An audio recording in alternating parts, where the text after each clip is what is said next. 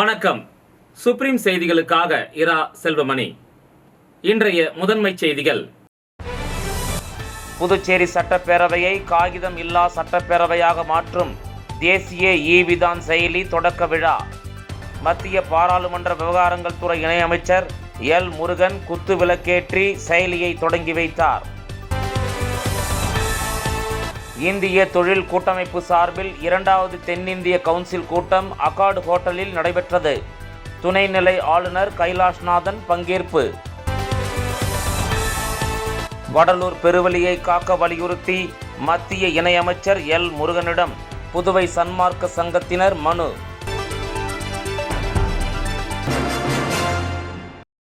புதுச்சேரி சட்டப்பேரவையை காகிதம் இல்லா சட்டப்பேரவையாக மாற்றும் விதமாக தேசிய இ-விதான் செயலி தொடக்க விழா அகார்டு ஹோட்டலில் இன்று நடைபெற்றது.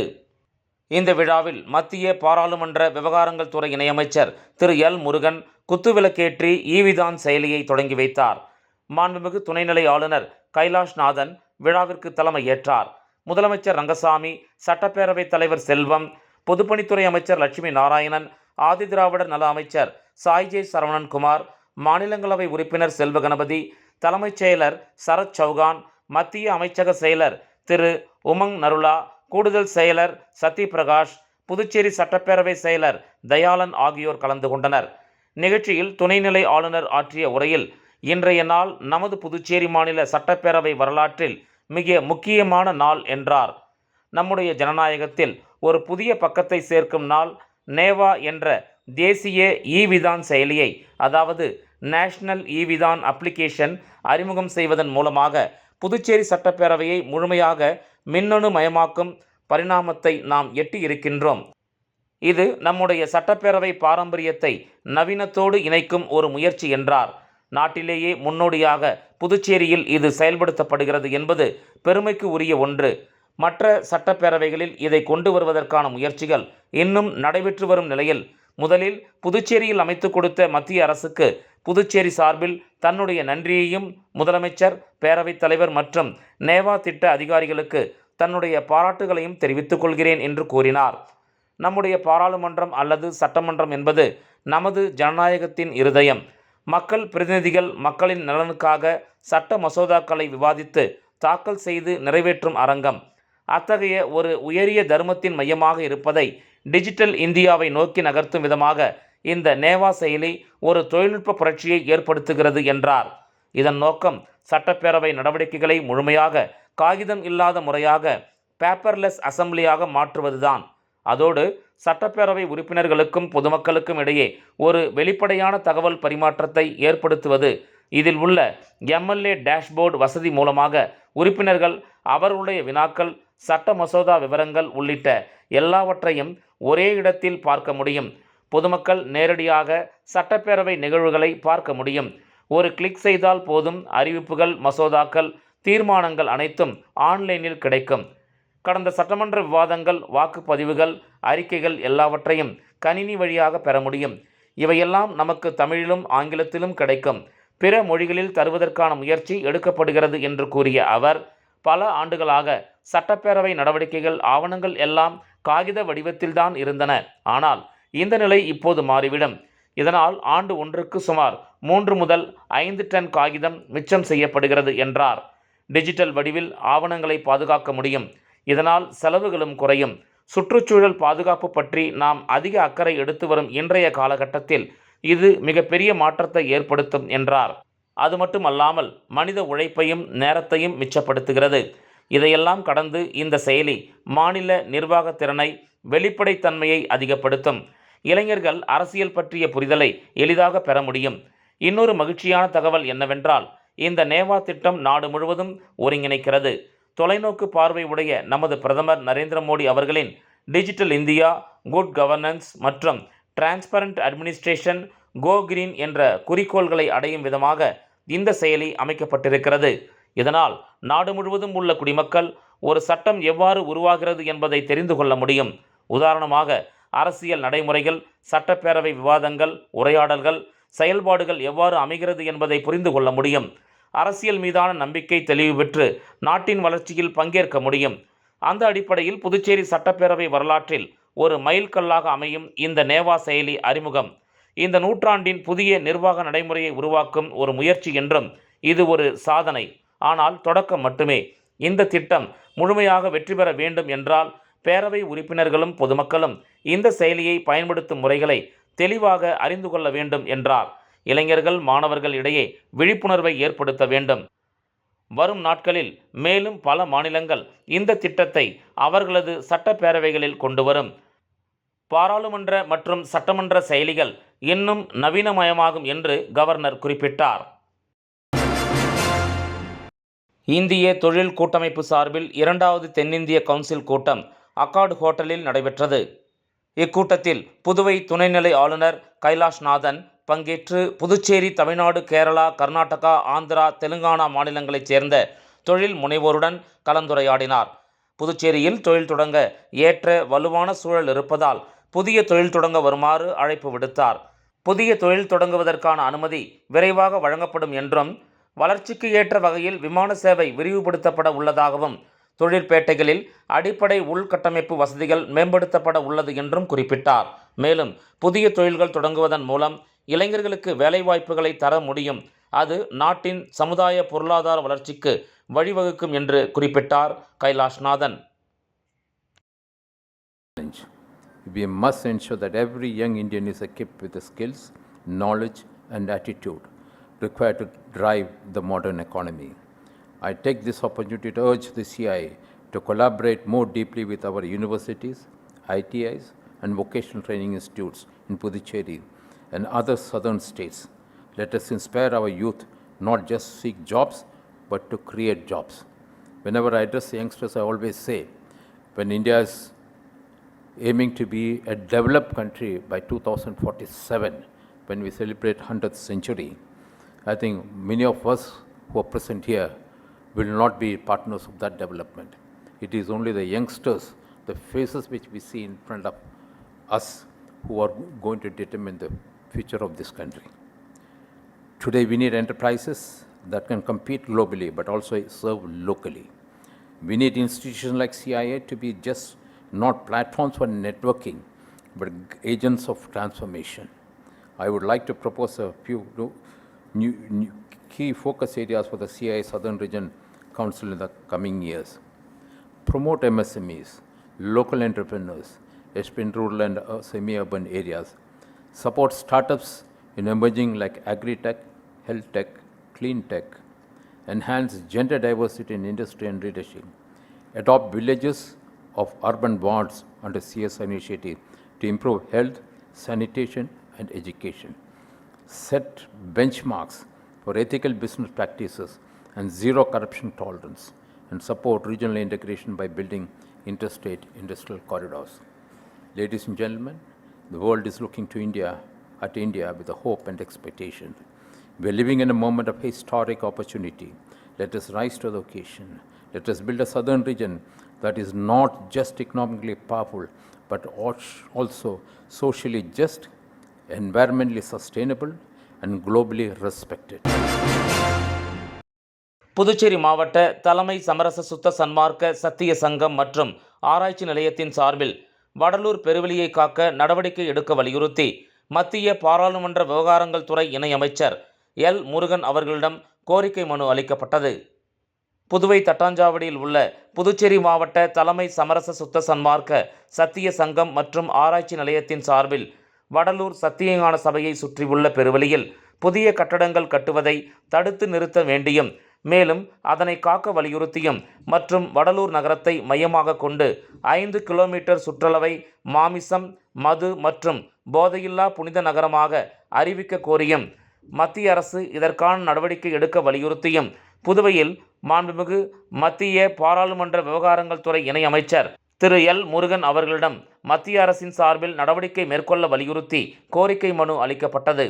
இம்மனுவை தலைவர் குஞ்சிதபாதம் தலைமையில் சன்மார்க்கிகள் கலந்து கொண்டு அளித்தனர். மேலும் இது சம்பந்தமாக பரிசீலித்து நடவடிக்கை மேற்கொள்வதாக மாண்புமிகு மத்திய இணையமைச்சர் எல். முருகன் தெரிவித்தார். இந்த சந்திப்பின் போது புதுவை மாநிலங்களவை உறுப்பினர் செல்வகணபதி, புதுவை உள்துறை அமைச்சர் நமச்சிவாயம், அசோக் பாபு எம்எல்ஏ உள்ளிட்ட பலர் உடனிருந்தனர்.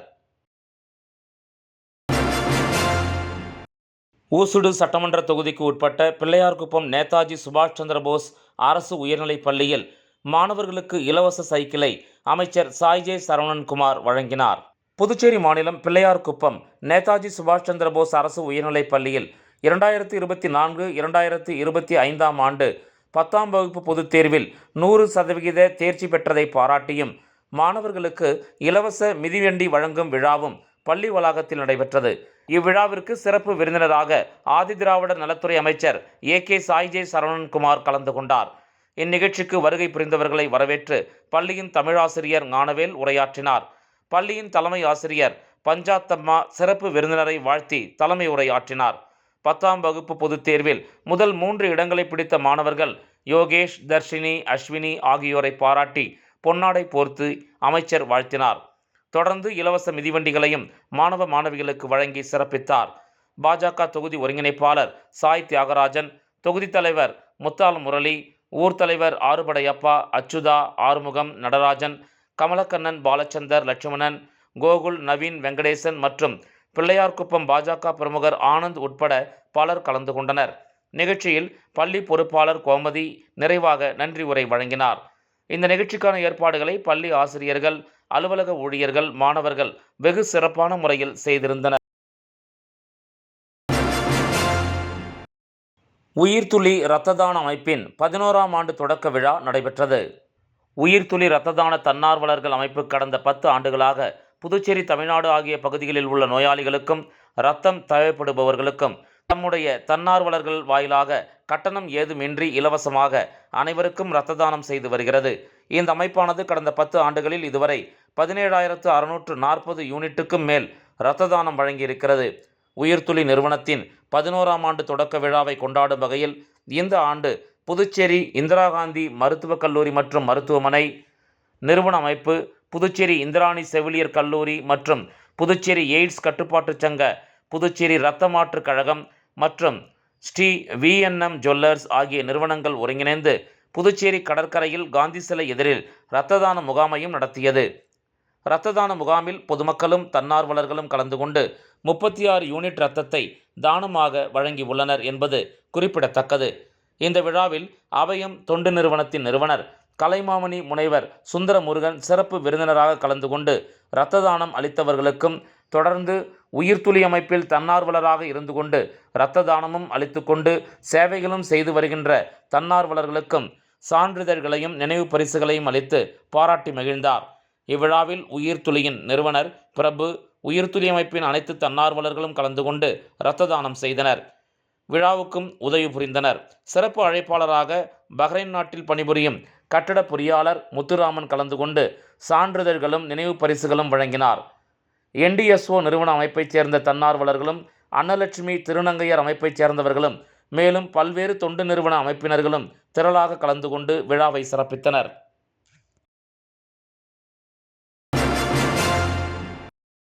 திமுக கூட்டணி சலசலத்து உள்ளதாகவும், திருமாவளவன் தடுமாற்றத்தில் உள்ளதால் அந்த கூட்டணியில் அவர் தொடர்வாரா என சந்தேகம்தான் என புதுச்சேரியில் செய்தியாளர்களை சந்தித்த மத்திய இணையமைச்சர் முருகன் தெரிவித்துள்ளார். புதுச்சேரி பாஜக அலுவலகத்தில் செய்தியாளர்களை சந்தித்த மத்திய இணையமைச்சர் முருகன் மத்திய அரசின் 11 ஆண்டுகால சாதனைகள் குறித்து விளக்கினார்.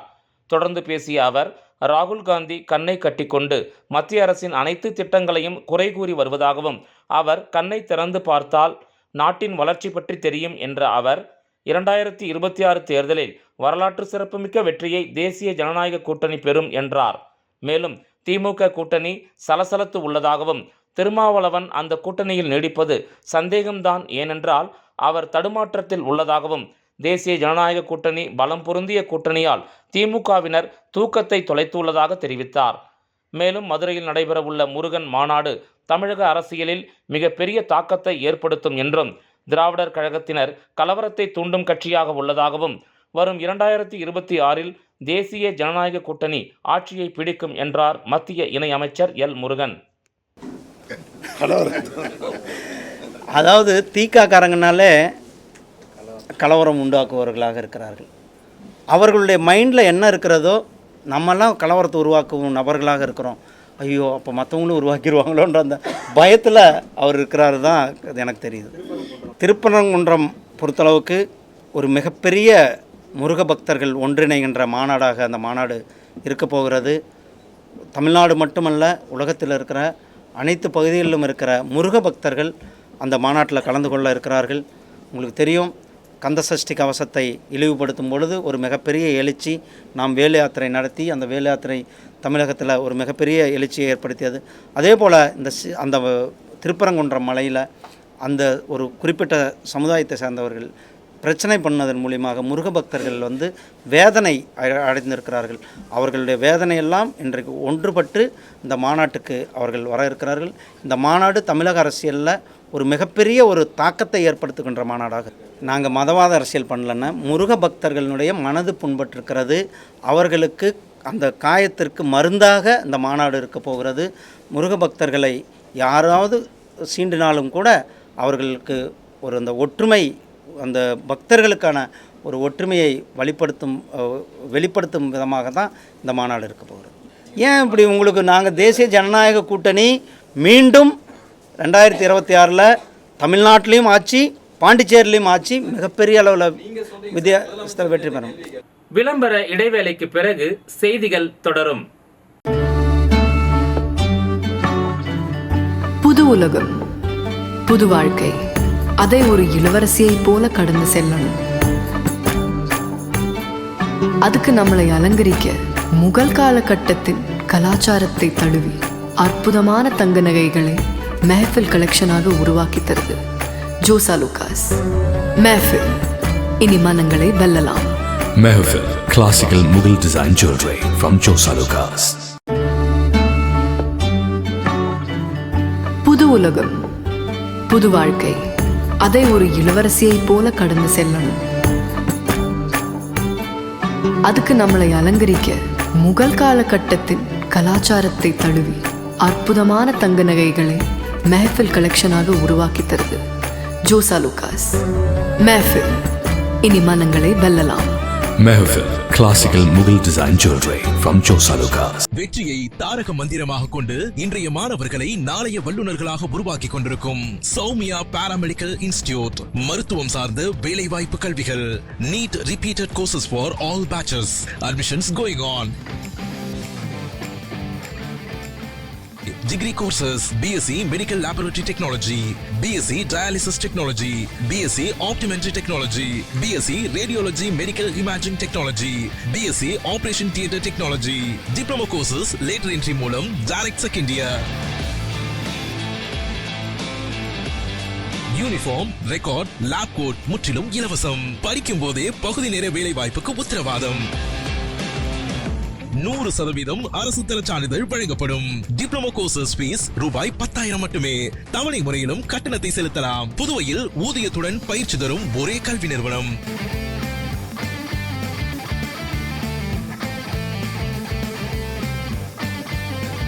நமது Soumya paramedical institute, number 7, Koodappakkam main road, Villianur bypass, Puducherry.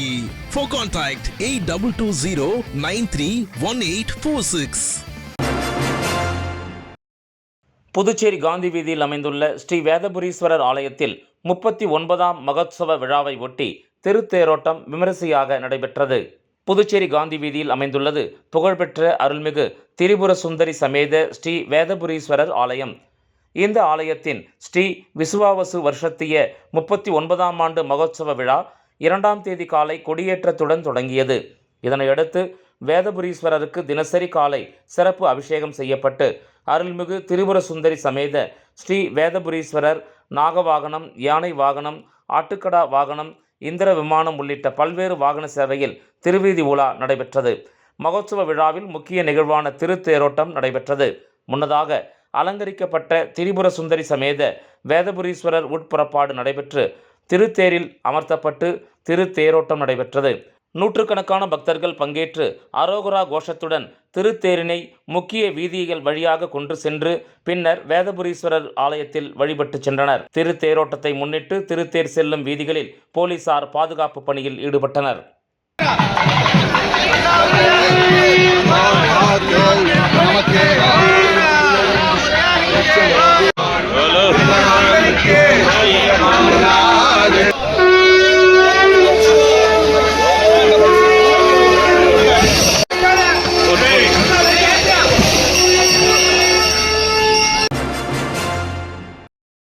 முன்னாள் அமைச்சரும் டெல்லி சிறப்பு பிரதிநிதியுமான மல்லாடி கிருஷ்ணராவின் 62வது பிறந்த நாளை ஒட்டி முதலமைச்சர் ரங்கசாமி, அமைச்சர்கள், சட்டமன்ற உறுப்பினர்கள் மற்றும் அரசு அதிகாரிகள் நேரில் சந்தித்து வாழ்த்து தெரிவித்தனர். புதுச்சேரி மாநில அரசின் டெல்லி சிறப்பு பிரதிநிதியும் முன்னாள் அமைச்சருமான மல்லாடி கிருஷ்ணராவ் கடந்த ஜூன் 5ஆம் தேதி தனது 62வது பிறந்த நாளை புதுச்சேரி, காரைக்கால் மற்றும் ஏனாம் பிராந்தியத்தில் உள்ள ஆதரவாளர்கள் மற்றும் மீனவ அமைப்பினர் வெகு விமரிசையாக கொண்டாடினர்.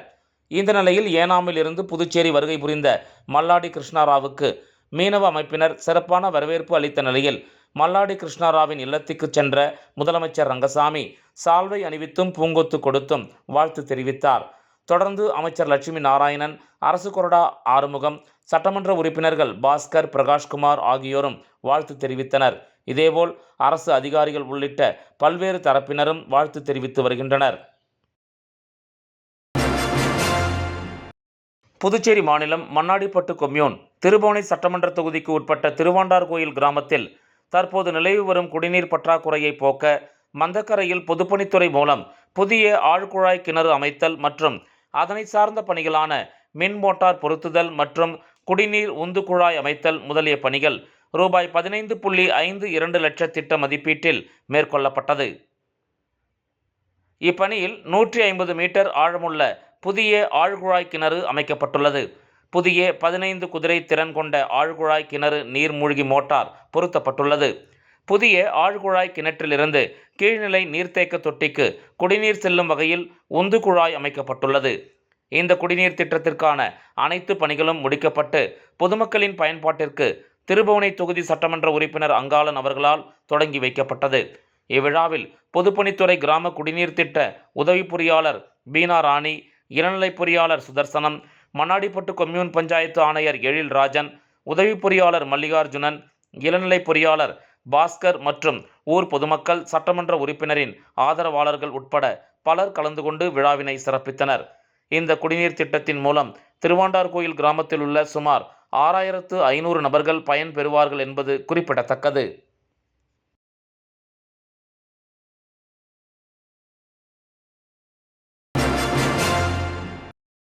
காரைக்கால் ரயில் நிலையத்தில் விசா முடிந்து எந்த ஆவணங்களும் இன்றி சுற்றித் திரிந்த இலங்கை வாலிபரை நகர காவல் நிலைய போலீசார் கைது செய்து நீதிமன்றத்தில் ஆஜர்படுத்தி சிறையில் அடைத்தனர்.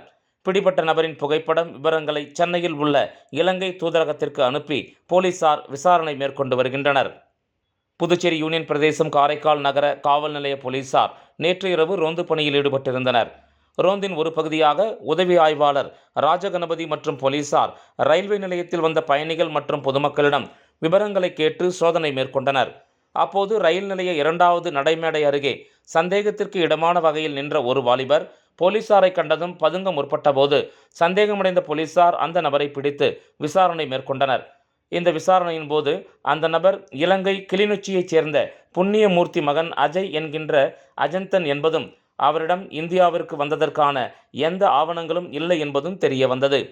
இதனைத் தொடர்ந்து இலங்கையைச் சேர்ந்த அஜந்தனை காவல் நிலையம் அழைத்துச் சென்று விசாரணை மேற்கொண்ட பொழுது கடந்த 2019இல் 6 மாத கால விசாவில் இந்தியா வந்ததாகவும் இங்குள்ள ஏஜென்ட் ஒருவர் பிரான்ஸ் நாட்டில் வேலை வாங்கி தருவதாக கூறி சென்னை வரச் சொன்னதால் அங்கு வந்ததாக கூறப்படுகிறது.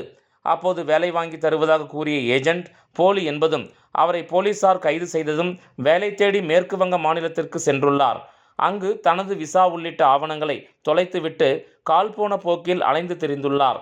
இதனைத் தொடர்ந்து டெல்லி, ஆந்திரா, கேரளா, கர்நாடகா, தமிழ்நாடு உள்ளிட்ட பல்வேறு மாநிலங்களில் 5 வருடங்களாக சுற்றித் திரிந்த நிலையில் நேற்று முன்தினம் இரவு ரயில் மூலம் புதுச்சேரி மாநிலம் காரைக்கால் வந்தடைந்ததாக போலீசாரிடம் அஜந்தன் கூறியுள்ளார். ஆனால் காரைக்கால் எதற்கு வந்தார் என்பது குறித்து அவரிடம் பதில் இல்லாத நிலையில் அஜந்தனை கைது செய்த நகர காவல் நிலைய போலீசார் அவரை காரைக்கால் நீதிமன்றத்தில் ஆஜர்படுத்தி சிறையில் அடைத்தனர். மேலும் அஜந்தனின் புகைப்படம், விவரங்களை சென்னையில் உள்ள இலங்கை தூதரகத்திற்கு அனுப்பி அவரது பின்னணி மற்றும் விவரங்கள் உண்மைதானா என்றும் அவர் காரைக்கால் வந்தது எதற்காக எனவும் விசாரணை மேற்கொண்டு வருகின்றனர். எந்த ஆவணங்களும் இன்றி 5 வருடங்களாக இந்தியாவில் பல்வேறு மாநிலங்களில் சுற்றித் திரிந்த இலங்கையைச் சேர்ந்த அஜந்தன் என்ற வாலிபரை காரைக்கால் நிலையத்தில் சுற்றித் திரிந்த போது நகர காவல் நிலைய போலீசார் கைது செய்த சம்பவம் பரபரப்பை ஏற்படுத்தியுள்ளது.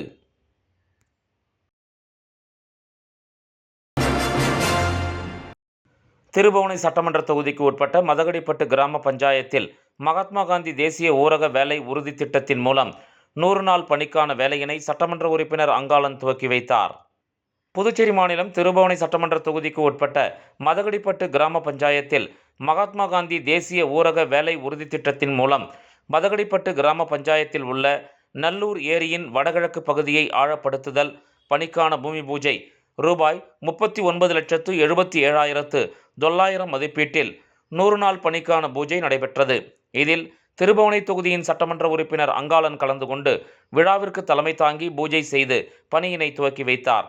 இவ்விழாவில் மாவட்ட ஊரக வளர்ச்சி முகமை திட்ட இயக்குனர் செல்வி இஷிதாரதி, செயற்பொறியாளர் சீனிவாசன், வெள்ளியனூர் வட்டார வளர்ச்சி அதிகாரி தயானந்த் டெண்டுல்கர், உதவி பொறியாளர் ராமன், இளநிலை பொறியாளர் அன்சாரி, பணி ஆய்வாளர் ரங்கராஜ், கிராம திட்ட ஊழியர் குமரேசன் மற்றும் ஊர் பொதுமக்கள் உட்பட சட்டமன்ற உறுப்பினரின் ஆதரவாளர்கள் பலர் கலந்து கொண்டு நிகழ்ச்சியினை சிறப்பித்தனர்.